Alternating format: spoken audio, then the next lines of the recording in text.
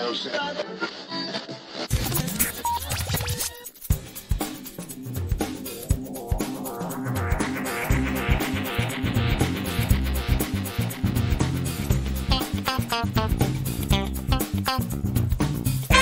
welcome to episode 394 of Geektown Radio. I'm your host, Dave, and with me this week is... Darryl. How are you doing? Hey, I'm great. It's great to be back. Good. I'm very well, thank you.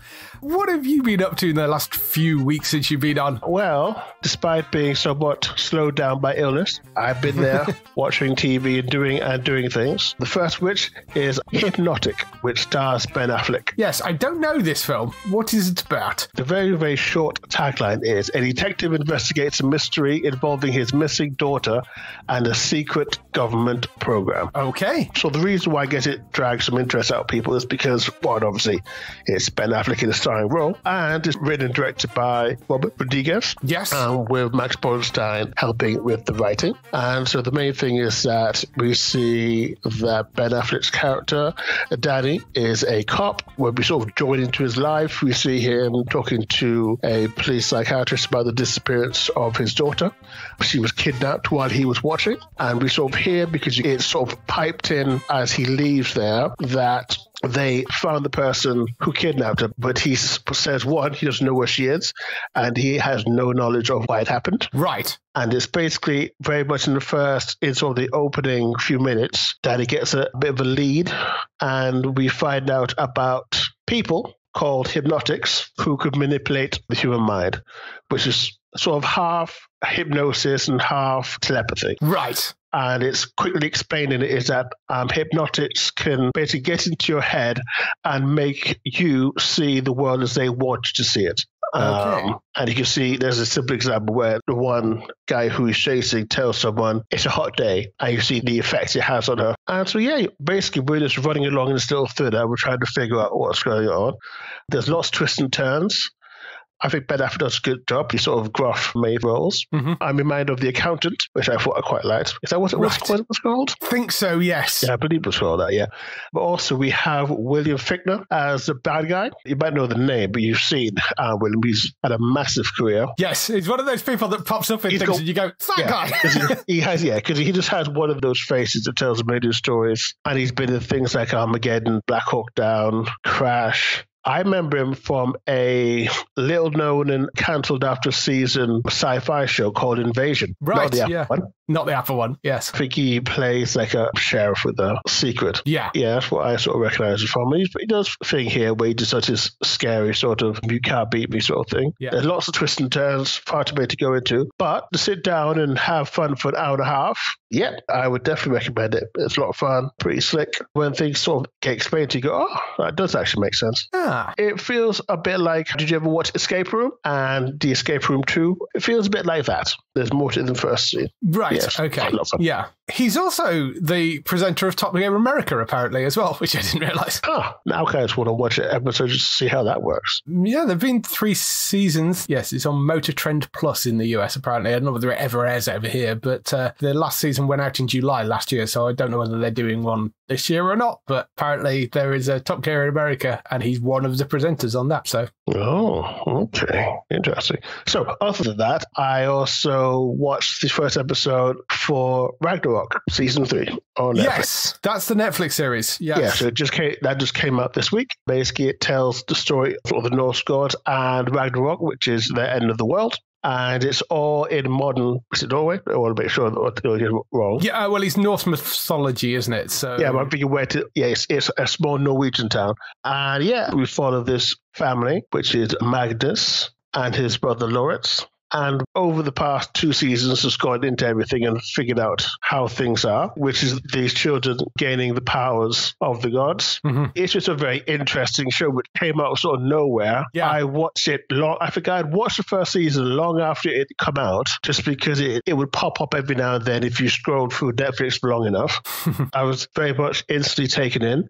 The cast are great. They do a lot of fun videos on TikTok and YouTube. You can see from the beginning of them just, being very happy that they're involved in the production. we left things off last season with things sort of got real. I think the first season was sort of the wonder of, oh, we have powers and that's sort of cool. And then the second season was more what happens when you realize this is about a war. And obviously war is about loss. And I think we saw that. And now we're basically seeing what's going to happen in the end. Yeah. Or in the first episode. But yeah, it's pretty great so far. It does less and more in terms of special effects and stuff, but it really sucks to it, and I would definitely recommend it. And this is the final season. Yeah, it's nice that they've actually sort of, it's not just been cancelled, they are actually ending it after 3 seasons, and they've actually got an arc to it. And 3 seasons is quite good for an arc, because you've got a definite start, middle, and end then as well. So, I'm glad that they are concluding it on their own terms by the sounds of it, which is good. And so the next one is you can now head over to Prime Video and watch all of Cruel Summer Season 2. Yes. After the incredibly long wait we had between Season 1 and Season 2, which included a surprise that the show would be an anthology, and so those people would not be returning. The cast and things that you love from the first season would not be returning. So we now have Season 2, which is set in a whole different place. This is set in the Pacific Northwest, so sort of around Seattle and that sort of place within the US. This time it follows Megan and a mysterious foreign exchange student called Isabella. And it's set, as the first season was, it has these 3 timelines, and it runs from 1999 to 2000. So it's summer, and winter. Right. And each timeline has a special lens, so you can tell the difference. And everything is told out of order. So obviously from the first episode, you know that something terrible happened because you can see the fallout. But obviously you have no idea why and how that happened. Right. And I think now coming to see the whole season, I can see very much the themes, the structures that's been kept to. So you can point to things, go, oh, they did that in the first season as well. They did that sort of step as well. Right. It stars Sadie Stanley, who I only really know as a live-action Kim Possible. Right. She did Disney movies. There's Alexi Underwood, who plays Isabella, who's mysterious. So she is American. She's not really a foreign exchange student, but she's a child of diplomats. So she's very much a high flyer and very much makes things interesting when she comes from this little town. The other people you might recognize are Paul Adelstein. Always see him pop up in things. He plays the father of one of the love interests. Yeah. But as it is, the sort of theme of Cruel Summer is just intense teenage relationships, sort of whether it be friendships or conflicts, and how far out of hand those things can go. Yeah. Basically. And it's always intimate and an actual crime, which always has those kids at the center of it. You find out by the first scene where we have Megan and Luke, who are best friends. Isabel comes to stay with Megan, very different from people who she's met before. Megan's very quiet. Actually, it's a bit of an IT thing, very much looking to go to university to do computers, and says several times she wants to start her own IT business. Right. And then by the end of the first episode that Luke had disappeared, and had disappeared for a significant amount of time. So has been gone for at least 6 months. Right. And no one's heard anything from him. And we sort of go from there. Does it capture this exact same lightning as the first one? It does pretty near to, but obviously the first one had that thing of coming out of nowhere, and we've never seen anything like it. And this is obviously just following up on that. But I would say it's just as good. And if you like that sort of really thrillery, anticipating every episode, having to pay attention to every single episode, there's maybe little things buried here and there for you, this is that show. Yeah, it's one that I've not picked up yet. I like a lot of the cast in the first season as well. I should actually go and give that a try, because it's Olivia Holt in the first season, and Harley Quinn Smith is in there as well. I would only slightly hype up the first season just because a lot more of that is about the community. Right. Whereas in this show, they really center on just the kids and their conflict. But a lot more of that is just a little earlier. So I think it must be maybe it's the early 90s. I can't remember exactly what time. Yeah. It's also set in like small town Texas. So there's a different vibe and culture there. And that is a big part of things as well. Yeah. So yeah, if you haven't seen the first season, definitely start with that. I will go and take a look at that at some point, I think. It's been on my list of things that I should pick up. Yeah, definitely was. The last thing, last week, I attended Witchbomb, which is a Starfury event specifically for Motherland, Fort Salem, and Warrior Nun. Right, cool. Starfury have very fandom-centered things. So they have like supernatural-centered ones, or they have Buffy ones, which are transitioned over to vampire ones. They have Lucifer shows. So this one specifically about Motherland, Fort Salem and Warrior Nun. It was at one of the hotels near Heathrow. And yeah, it was the first one I've ever been to. Wasn't sure how it would go. And also it was complicated by the SAG-AFTRA rules. Yes, I was going to say. They did loom large over things. But despite that, it was really good. The people who attended, for any Fort Salem fans, were Lynn Renee, who plays General Adler, Amalia Holm, who plays Scylla, Emily Leclerc, who plays Isadora, Taylor Hickson, who plays Rael Collar, Diana Pavlovska, who plays Willa Collar, and Candice McClure, who plays the head of the Spree. For the Warrior Nun front, we had Christina Tonteri-Young and Olivia Delcan. Cool. This came less than a week after the trilogy news surrounding Warrior Nun.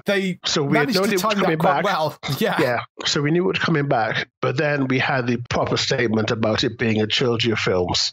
But that was less than a week before this event. And we couldn't say anything about that at all. Yes. The whole entire event. For those that don't know what the situation is, the SAG-AFTRA rules, SAG-AFTRA is the Actors Union in the US, and the SAG-AFTRA rules say that you aren't allowed to discuss anything which is a project that is made by a struck company, so a company that they're striking against.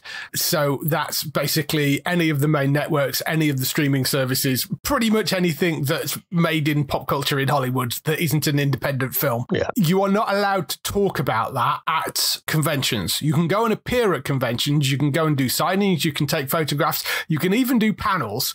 You're just not allowed to talk about any of the work that you've done, past, present, or future.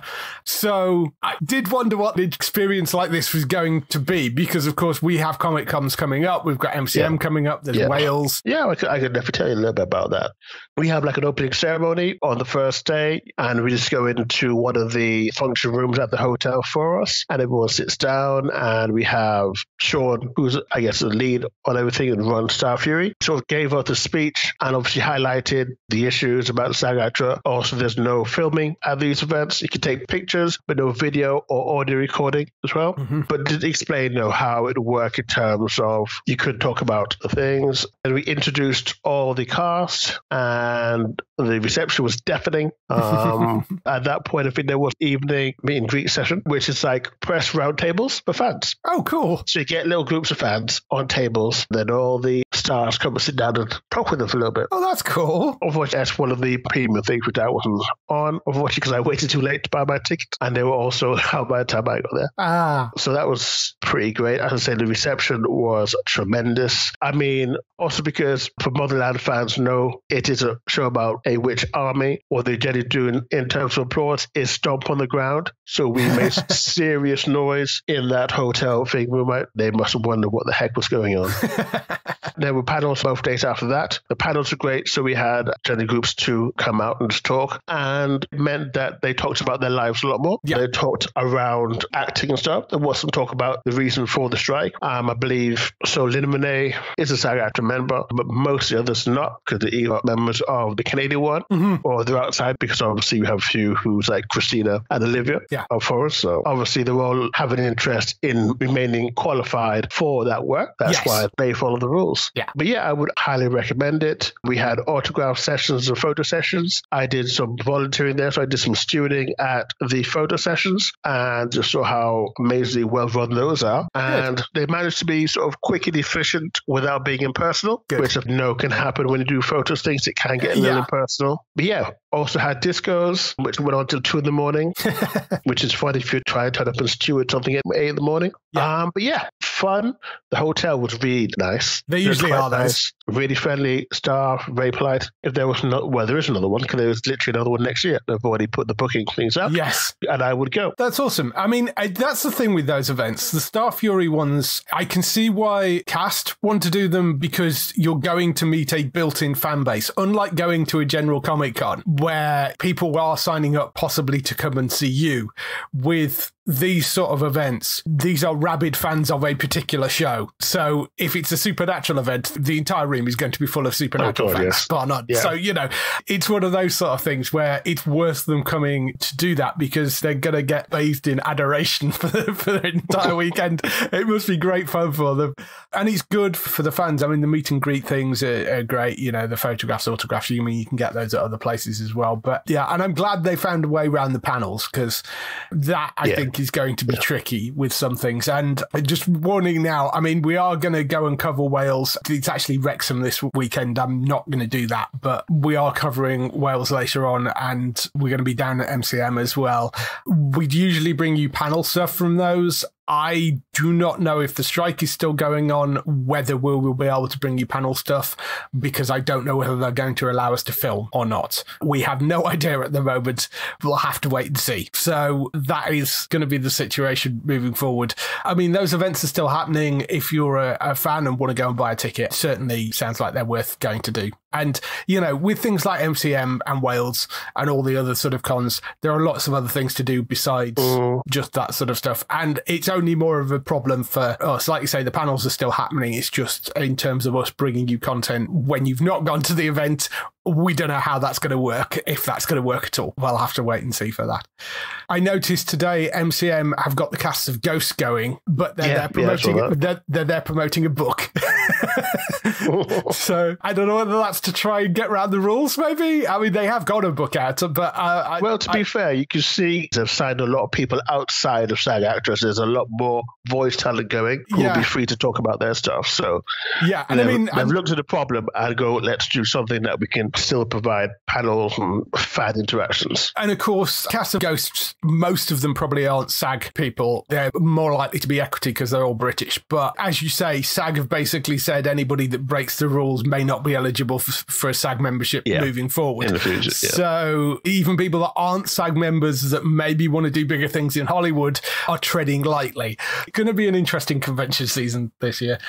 So for me, there was, of course, one big show that dropped this week, which was Star Wars Ahsoka. That came out. Have you gone and watched this? Yep, it's really good. It's the only sort of Star Wars Disney Plus thing I'm watching. Because none of the others really spoke to me, whereas I was actually watching Star Wars Rebels, and there's plenty Easter eggs and nods back to Rebels in the first one, even ignoring the obvious cast members who've made the trip over. And it's nice to feel, as a long-time Star Wars fan who saw an entire side of Lord obliterated in the Disney takeover, it's just nice to be a fan and it's like, oh, this little thing's for you. Yeah, it was really quite good. I thought it's great seeing Rosario Dawson back as Ahsoka. I think she's great in that role.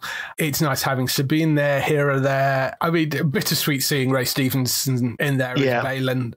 So unexpected that he wouldn't be around anymore. But there's an interesting other set of characters that they've introduced. You've got sort of most of the Rebel characters that you know, but then they've introduced, well, we don't know exactly what they are. They're Sith, Dark Jedi. Yeah, Force users, Dark Force users of some description, but we don't know exactly what they are. Clearly former Jedi or Dark Force users of some description. So you've got them in there. You've got David Tennant back voicing Hun Yang, which was the robot that was in there, and he's now sort of companion on the show, which is great. It's just been really good. Really, really good. And the little bits with Chopper as well just make me laugh. I'm so glad they've now got a live action version of Chopper in there. So that's right. If you liked Rebels and the Clone Wars stuff, I really think it is worth looking at and very enjoyable series.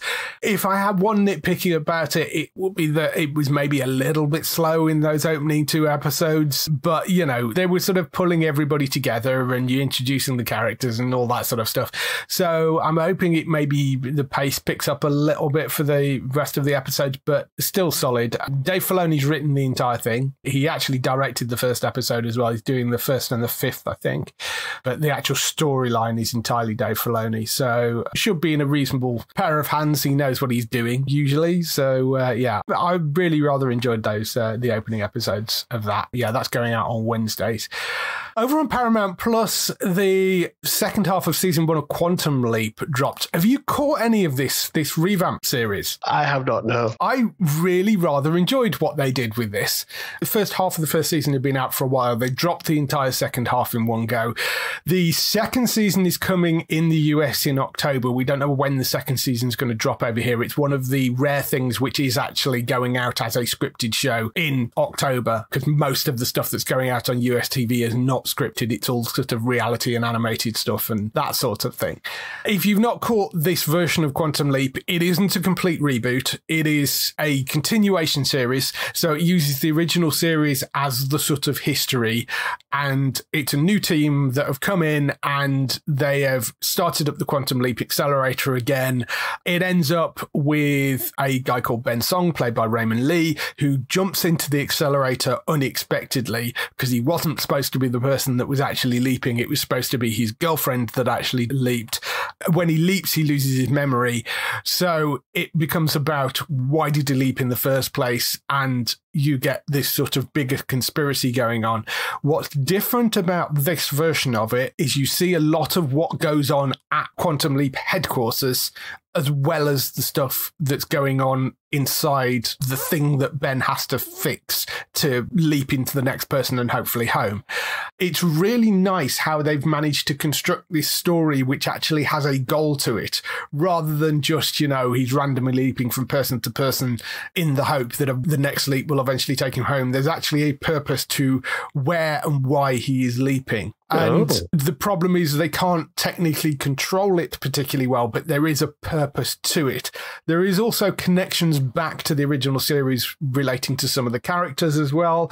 It's got Ernie Hudson in there, who is playing Magic Williams, who is the head of the Quantum Leap Accelerator. And you've got Mason Alexander Park in there, who I think people may know from Sandman. He's been in a load of other things as well, but he's wonderful. He's sort of the chief architect, the sort of rebuild of the accelerator and stuff. And Caitlin Bassett plays Addison, who is the Ben's fiance girlfriend and takes the sort of Al observer role in it. So the fact that they have that relationship is also slightly different to obviously what it was with Sam and Al in the original.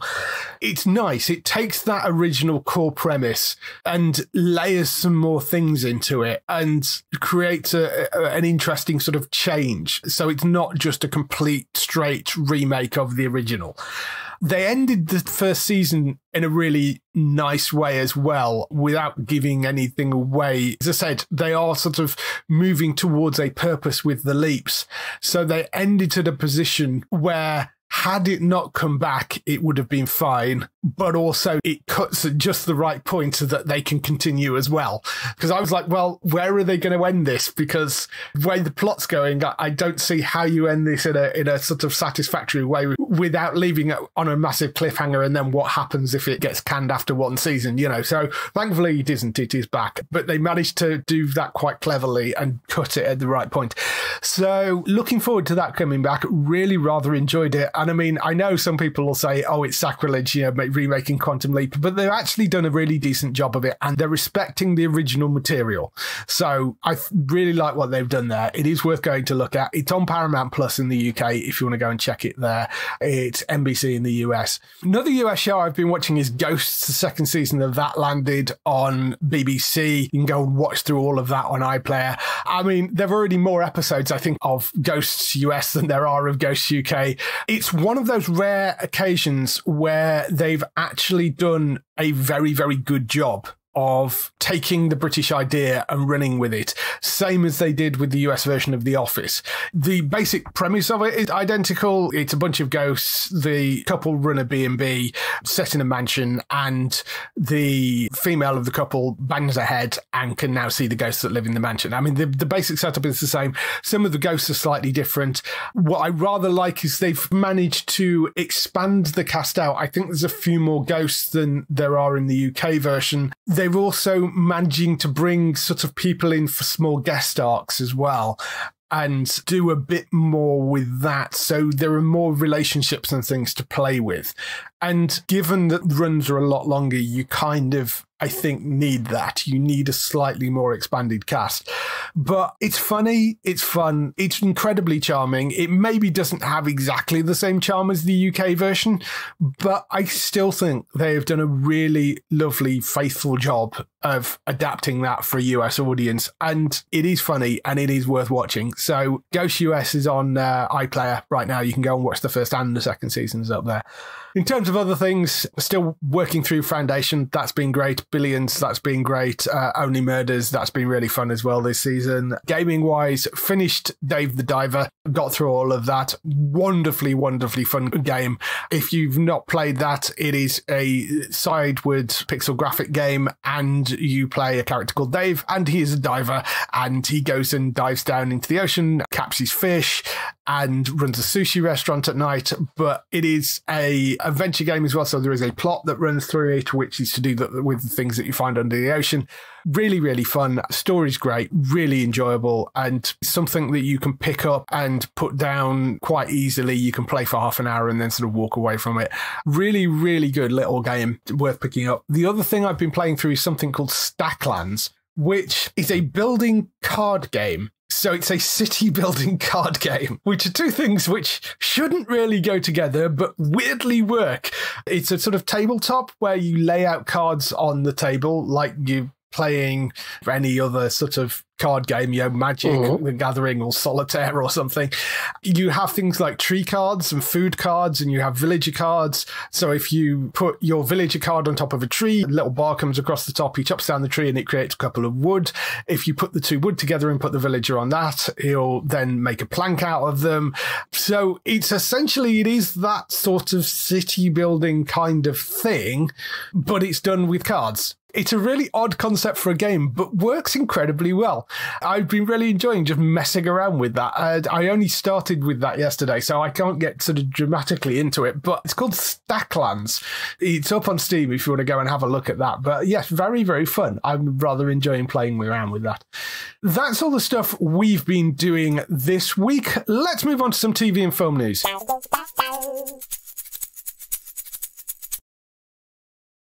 We start off the TV and film news with the renewals, cancellations and pickups. There is one proper cancellation and a couple of other sorts of cancellations, all Disney related. Doogie Kamekola MD has been cancelled after 2 seasons. That is completely gone. That was the sort of modern version of Doogie Howser MD. I don't know whether you caught any of those episodes. I did indeed. It was fun. It was a good little show featuring Jason Scott Lee as Doogie's father, and obviously set it away. But yeah, it's fun, simple comedy. Basically, it was just around her sort of balancing both aspects of her life as obviously a teenager and as a doctor. Yeah, it is very much comedy drama sort of things. And it stars Peyton Elizabeth Lee, who's pretty well known Disney star now. Starred in the excellent The Secret Society of Second Born Royals. Oh, yes. Also known for Andy Mack. Which everyone talked about when that came out. It's sad to see it go. Yeah. But unfortunately, that's been the way of a few things. Yeah, I suspect it just wasn't at the audience figures, unfortunately. The other two are shows which haven't actually even been released yet, but Disney has decided that they're not moving forward with them, despite the fact that both shows are completely filmed. So they are being shopped around to other broadcasters. They're hoping to sell them on to other people, or the companies involved are hoping to sell them on to other people. But both shows are actually made.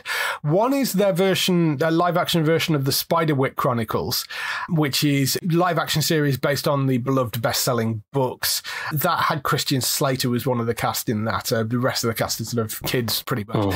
The other one was called Nautilus, which was based on 20,000 Leagues Under the Sea, the Jules Verne book. Shahbaz Latif, your man from Star Trek Discovery, was playing Captain Nemo in that.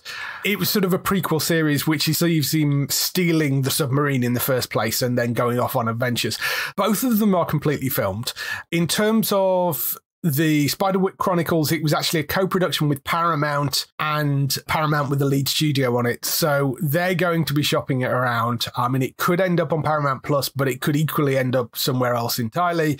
Nautilus was made by a company called Seven Stories and Moon River TV. Disney are apparently working with them to help the production find somewhere else to run. So they are working on selling them, but they've decided that they're not moving forward with either of them because they can basically get more money for them if they write them down using an impairment charge, which allows them to basically write off the cost of the show to Disney. So, yeah, it's another one of those instances, a bit like the Willow series, apart from at least Willow went out, but it's basically that situation where they've looked at it and gone, we don't think this is worth the money we're paying for it, and we're going to try and get them to sell it on because we don't want it. Which is frustrating, but at least they've not chucked it into a big black hole like happened with the Batgirl film. So, you know, there are some advantages, I guess. Yeah. I don't know the Spiderwick Chronicles at all. I don't know whether that was one. I've liked the sound of the Nautilus series. I thought that sounded like it could be quite good fun. Didn't know the Spiderwick Chronicles. I think you probably need buy-in for the book, so I suspect that book community is far from happy. Yes. Obviously, I hope it finds itself a new home. Yeah, and Nautilus, I think, sound like it could be quite a fun adventure series. I think Shazad is a perfectly fine actor, and when they announced it, that he was going to be playing Nemo, I was like, oh, yes, I could see that working. I think that sounded like it was quite a fun idea, and it's a shame that it's going to be shelved until they can find somewhere else to put it. So hopefully they both pop up somewhere else at some point, because they have been made and are now sat on a shelf gathering dust. On the renewal side of things, and Just Like That has been renewed for a third season. That's over on Max in the US, that is on Sky in the UK. Channel 4 have renewed Everyone Else Burns for a second season, so that will be back. And RuPaul's Drag Race and All Stars and the Untucked After Show have all been renewed as well. So they will be coming back for new seasons. I don't think that's a huge surprise to anybody because, they're hugely popular, those things. Over in pickups and other news, it was a big TV festival in Edinburgh that runs alongside the Edinburgh Festival and Fringe and all that sort of stuff. There was a few bits and pieces that came out from that. One of them was about Clarkson's Farm, the Prime Video series. Season 3 is still happening, so that is still coming. What happens after that? He made a very interesting remark, the rep from Prime Video, saying, I can't tell you what a phenomenal show this is and the impact it's had on the agricultural community. We get messages from farmers around the world who just love the show, saying they've never really seen the world reflected properly on screen before. It's a hell of a lot bigger than Jeremy Clarkson, was the end of it. And it's like, well, yeah, and I can see, obviously, with all the controversy around Clarkson, I can see why you might want to continue the show without Clarkson, but I'm not sure whether there is a show without him kind of prodding things in the wrong direction. So that seems like a hard sell. Yeah, particularly as the thing is called Clarkson's Farm. I get what you're saying, but I don't see how it works without him. And the other characters are great, but if you're going to do it on his farm and keep on doing that show, I don't know. I can't see any world in that you can do that without Clarkson's involvement in it.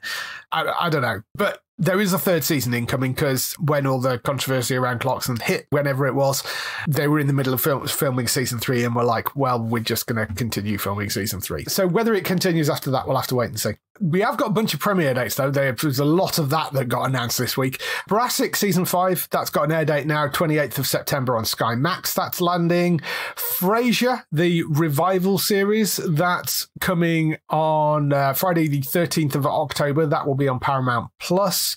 Rick and Morty has got a premiere date, and amazingly, it's on E4, and we actually have a premiere date. It's coming on Monday the 16th of October. The reason that has a premiere date on E4 is because they kind of had their hand forced because it is a global premiere date and everyone's getting it at the same time. So it will be at some stupid hour in the morning when it actually launches, but it will be on demand and all that sort of stuff. They did a global premiere for the 6th season as well.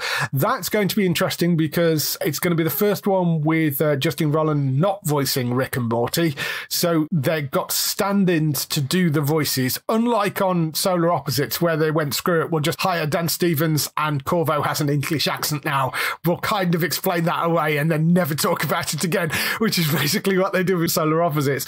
They're actually bringing in sound-alikes for Rick and Morty for this, so they're kind of hoping that you won't really notice, but I bet there's some references to it. Yeah. That's coming back for a 7th season. That's Monday the 16th of October for that. I am looking forward to that coming back. Upload, I'm also looking forward to. That's back for its 3rd season. That's on Friday the 20th of October on Prime. Did you watch that? That was a wonderful series. It's one of the few things you hear about outside of things. Well, also because it's filmed in Canada. So I do see that news coverage of it from that side as well. Yes, it is worth watching. It's Robbie Amell. It's set in a world where rather than just dying, your entire conscience gets uploaded to a digital afterlife. But it kind of depends how wealthy you are, how well you do in the afterlife, basically. If you can afford the expensive afterlife, that's where you get uploaded to. And Robbie Amell plays a character whose girlfriend uploads him to an expensive afterlife, but then he's sort of tied to that girlfriend in this.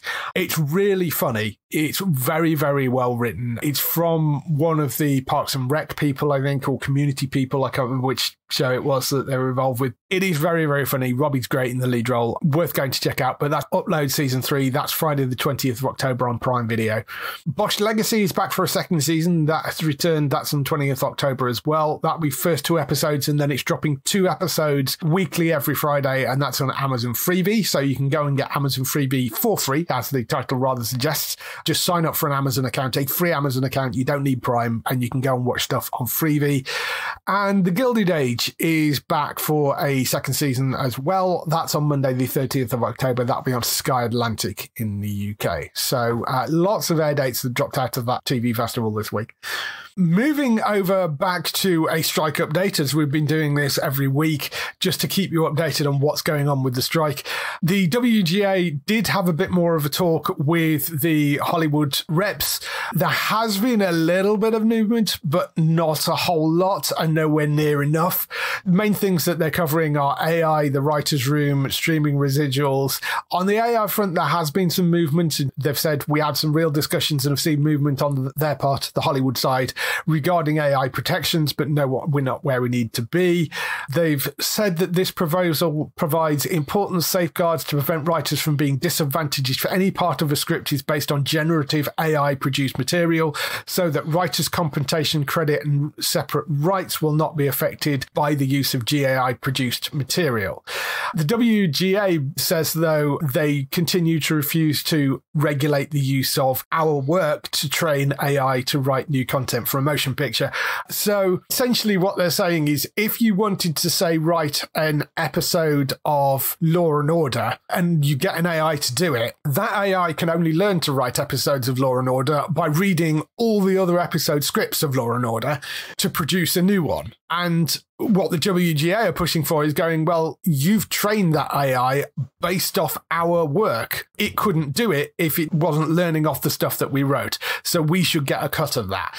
And I think that's perfectly reasonable. And they're saying no. And I don't think they're at a place either that a completely AI generated script would be usable enough without another writer stepping in anyway. But if it ever does get to that point. And also there's a distinct problem that someone figured out the legal stuff around that. So if they had a totally AI generated, it'd have no copyright, because you can't have a copyright from something made by a machine. And we've had quite a few lawsuits that have come up. So they have to sort of wait till that sells before they try anything that crazy. Yeah. So there is all sorts of problems based around the AI stuff, which they haven't figured out yet.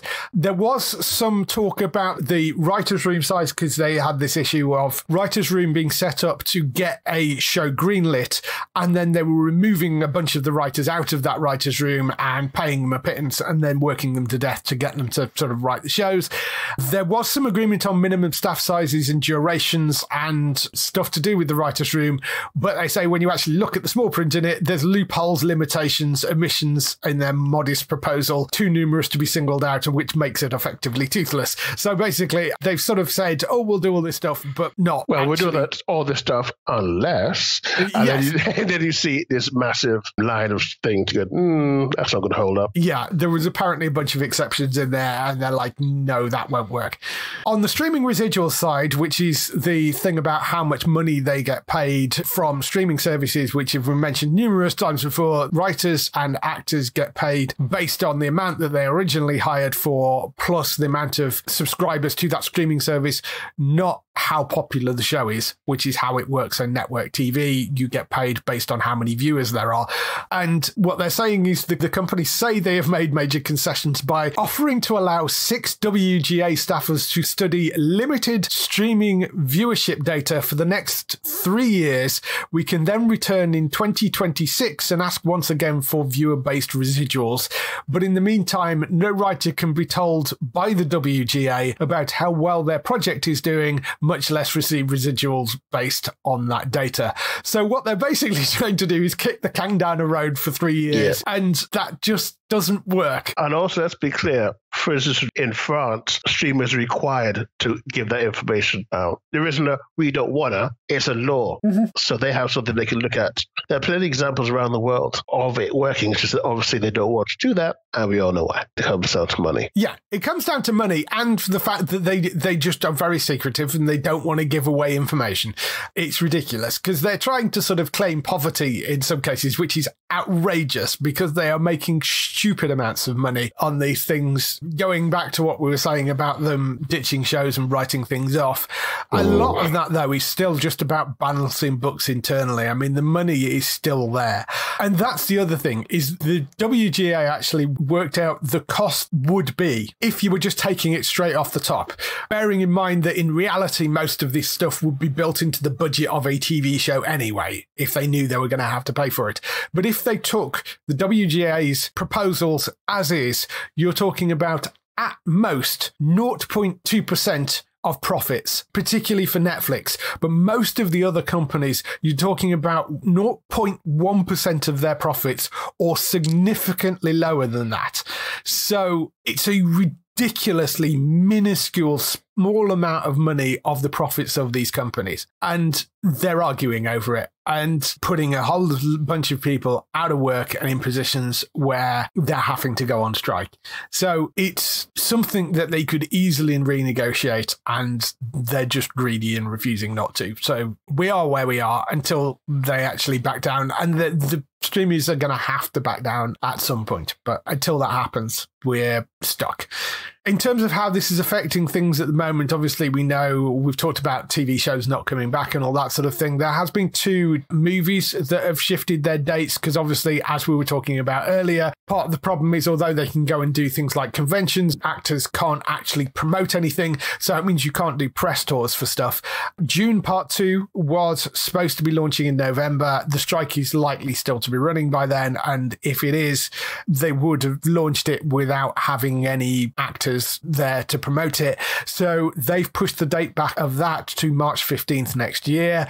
Lord of the Rings, The War of Rohirrim, I think it is. I'm sorry if you're a Tolkien fan, I've probably butchered that, but that was supposed to be released earlier. That's an animated film. They've moved that back until December 2024 as well. So no idea when this strike is going to end. I mean, we know, as we mentioned last week, that Labor Day, which is September 4th, is the threshold for the networks to work out some sort of deal, because that way there is a chance that they could then have half seasons of 13 episodes and get them on air for sort of February, March time. After that, it's going to be very tricky to do that. So we'll have to wait and see what happens.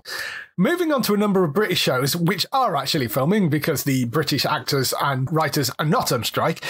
BBC made a bunch of announcements of things that are coming up. We've got Verdi, which is a new crime drama starring Sacha Dhawan, based on a bunch of books by A.A. Dand. You may know the books, quite big crime novels. It's a new 6-part series which introduces Detective Harry Verdi, a Bradford cop disowned by his Sikh family for marrying a Muslim. He struggles with the abandonment, constantly attempting to reunite with his family. With his personal life in chaos, he must hunt down a killer targeting the Asian community. Based on the first book in the series, there are 4 books so far in that series, so they have got a number of things to work with. I do wonder whether they've picked this up as a possible replacement for Strike, because they're slowly running out of Strike books to be able to adapt. So I do wonder whether this is one that they're kind of thinking this might sort of take over from it. But I rather like the sound of this. I think Sacha Dhawan is a great actor, solid sort of crime drama adaptation from books. This guy seems to have a lot of problems. It's a cop with a brother who's a drug kingpin, who's like the biggest drug pin in the whole county. Yes. Yeah. And his family have disowned him as opposed to the drug community. That's an awkward family situation. Yes, that is an awkward family situation. His brother-in-law is a drugs kingpin. That sort of plays into it as well. Don't know when that will be coming out, but that has been ordered. And assuming it goes well, there are more books to work through as well. Also on the BBC, they've ordered a show called Hot Flush, which comes from Sally Wainwright, who you might know as the creator of Happy Valley, and Gentleman Jack, I think, was hers as well. And she's made a bunch of other things. Hot Flush centres on the lives of 5 women of a certain age who come together to create a makeshift butt of the joke punk rock band in order to enter a talent contest. But when they rehearse together, they suddenly discover they have a lot more to say than they ever imagined, and this is the way to say it. 6-part drama from Drama Republic, who are the producers of Dr. Foster, follows the women as they deal with their demanding jobs, grown-up children who still eat up their energy, dependent parents, husbands who let them down, and the menopause. The band become a catalyst for change in the women's lives, and it's going to make them question everything. It sort of feels like a kind of Full Monty vibe to it, but with a punk rock band rather than strippers and a sort of all-female, you know what I mean? There's an element of that possibly to it, I think. Set in Yorkshire, so... or Calendar Girls. Yeah, or Calendar Girls. Yes, very much that sort of area. I think this sounds like it could be quite fun, but it's called Hot Flush, that one. Sally Wainwright behind it, so, you know, I mean, she's a hit maker when it comes to shows, so I think that would be an interesting one to look out for. And Jenna Coleman's fairly busy as well at the moment. She has got a show coming up on Prime, which we'll get to in a minute, but the BBC one is called The Jetty. It's a thriller from the writer Cat Jones, who worked on Waterloo Road, EastEnders and Harlots. It's a 4-part series. A fire tears through a holiday home in a scenic Lancashire town. Detective Ember Manning, played by Coleman, must work out how it connects to a podcast journalist investigating a missing persons cold case and an illicit love triangle between a man in her 20s and 2 underage girls. That's called The Jetty. I don't know much more about it than that, but they've got that one coming up. The other show, which is on Prime Video, is called Wilderness, and that's Jenna Coleman and Oliver Jackson Cohen. We've actually got a date for that one. That's coming on the 15th of September. Jackson Cohen, you'll know from the Haunting of shows on Netflix. He was in both of those. He's been in a bunch of other things as well. This follows Liv and Will, who seem to have it all: a rock-solid marriage, a glamorous new life in New York. That is until Liv learns about the affair. Liv becomes the actress starring in Will's bad dreams after she learns about the betrayal, and her heartbreak is swiftly followed by another emotion, fury. They embark on a road trip across America that Liv has fantasized about since she was little, from the Grand Canyon on through Yosemite, before ending up with a hedonistic weekend in Las Vegas. For Will, it's a chance to make amends. For Liv, it's a very disparate prospect, a landscape where accidents happen all the time, the perfect place to get revenge. Jenna Coleman, who you'll know from Queen Victoria, Doctor Who, Oliver Jackson Cohen from The Haunting of Hill House, Dracula, various other things. Eric Balfour, who was in 6 Feet Under, Haven, I think people might know him for. He was in The Offer recently. He was in 24. Ashley Benson from Pretty Little Liars. Claire Rushbrook from Secrets and Lies. Morgana Van Peebles from You're Killing Me. Jonathan Keltz from Rain and Republic of Doyle. Marcia Stephanie Blake from When They See Us as well. So good bunch of people involved in it. It's created and written and exec produced by Maureen Dickens, who wrote on Gold Digger and 13, and it's based on a novel of the same name as well by B. Jones. Solid group of people involved. It's called Wilderness. It's on Prime Video, Friday the 15th of September for that, if you want to go and check that out. So that one interest you? Yeah, it's quite interesting. It was filmed in Alberta, in British Columbia, for that Grand Canyon stuff. Right. Looks like it was filmed last year for 6 months out there. It's interesting because it gives it background. It doesn't say what actually happens. Usually, because it sounds like one of those things of when we join, like someone's already dead and we sort of go backwards sort of thing. Yeah, I don't know. I mean, there is a trailer up for it, and it would seem that from the trailer, she finds out about the affair and then basically spends the entire trip trying to kill him. But we'll see how that actually works out. It's called Wilderness. It's on Friday the 15th of September on Prime Video if you want to go and check that one out. But solid cast of people and good writer behind it, so worth looking at. So that's all the news for this week. Just some time for some highlights for next week on TV. So, highlights for next week. We have some interesting shows coming up. We've got Screw Season 2, which is on Channel 4. That's the prison drama. That is returning on the 30th of August at 9 p.m. for that. Over on Disney Plus on the 30th of August, we've got the 5th and final season of Mayans MC. That drops on there. Over on Netflix on the 31st of August, we have the live action version of One Piece. One of these days, they've got to get one of these right. So, fingers crossed for One Piece. I hope it works and they embrace it. But live action series based on a best-selling manga series. That's on the 31st of August on Netflix. But hopefully this one lands because the others haven't. Disenchantment Season 3, Part 5, the final bit, whatever you're going to call it, of that lands on the 1st of September on Netflix. Wheel of Time Season 2, that drops on the 1st of September over on Prime. You can go and catch that there. Power Book 4 Force Season 2, that lands on Lionsgate Plus. That's on the 1st of September. And Warrior, the martial arts drama, that returns for Season 3 on Sky Max. That's on the 1st of September at 9 p.m. So lots of things on the 1st of September there. Yeah, some interesting stuff dropping next week, which you'll be able to go and check out, whether you've got streaming or Sky or whatever. So good stuff out there. If people want to find more of you, where can they find you? They can head over to HollywoodNorthNews.net.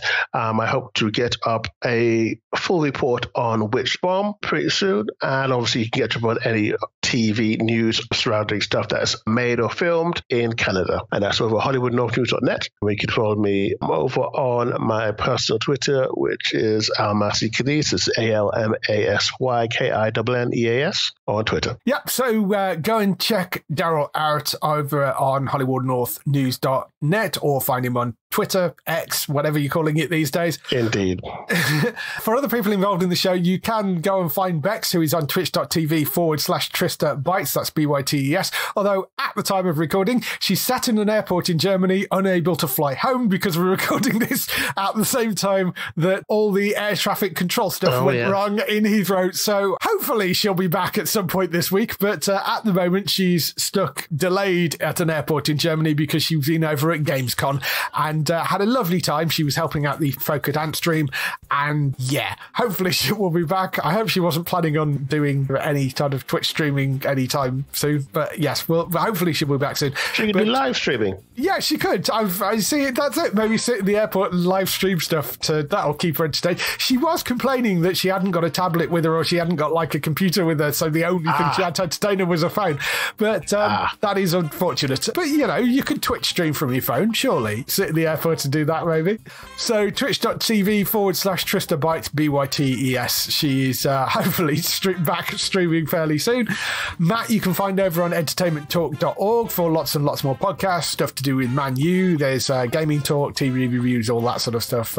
Classic reviews and stuff is coming back as well. And for us, you can go and find us at geektown.co.uk throughout the week and see all the latest air date information. If you want to get in touch with your questions or comments, email us on podcast@geektown.co.uk. Leave a message on the website post. Find us at Geektown on X, Twitter, whatever, over there, or on Facebook at facebook.com/Geektown, on YouTube at youtube.com/Geektown, on Blue Sky at Geektown, or on Instagram at Geektown UK, on TikTok at Geektown UK, or on Threads at Geektown UK. That is everything. We shall see you next week. Bye-bye. Bye.